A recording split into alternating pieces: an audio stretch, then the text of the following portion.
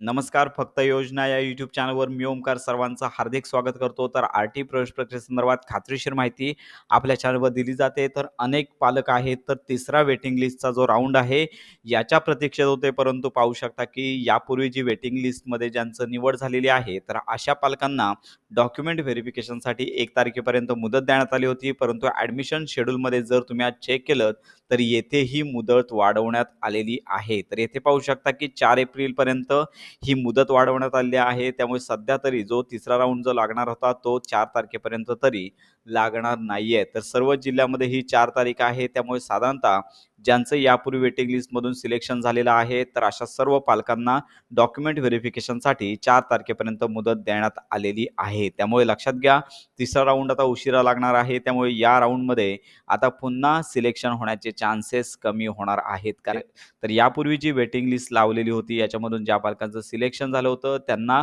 ॲडमिशनसाठी मुदतवाढ झाल्याने अनेक पालकांचे अर्ज कन्फर्म होऊ शकतात. तर याच्यामध्ये ॲडमिटेड या टॅबवरती येऊन तुम्हाला प्रत्येक शाळानुसार किती जागा रिक्त आहे ते पाहून घ्यायचं आहे.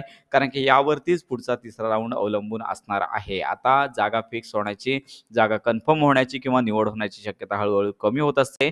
त्यामुळे पालकांनी जागा रिक्त असतील शाळेमध्ये, तुम्ही ज्या शाळांमध्ये अर्ज केले आहात, तर ॲडमिटेड या टॅबवर सगळी माहिती टाईप करून गो या टॅबवरती क्लिक करायचं आहे. तर जर तुमच्या शाळांमध्ये जागा रिक्त असतील आणि वेटिंग लिस्टमध्ये तुमचा जर पहिल्याच 2 ते 3 क्रमांकामध्ये नंबर असेल, तरच प्रतीक्षा करायची आहे. अन्यथा आपल्या पाल्याचा इतर शाळांमध्ये प्रवेश घ्यायचा आहे. जेणेकरून आपल्या पाल्याचं नुकसान होणार नाही, याकडे पालकांनी लक्ष द्यायचं आहे. तर अशा प्रकारे आर-टीचा सध्या तिसरा राउंड 4 तारखेशिवाय लागणार नाही आहे. त्यामुळे ही महत्त्वाची माहिती इतरांपर्यंत नक्की शेअर करा. आर-टी प्रवेश प्रक्रियेसंदर्भात खात्रीशीर माहिती करता आपल्या फक्त योजना या यूट्यूब चॅनलच्या कनेक्टमध्ये राहा.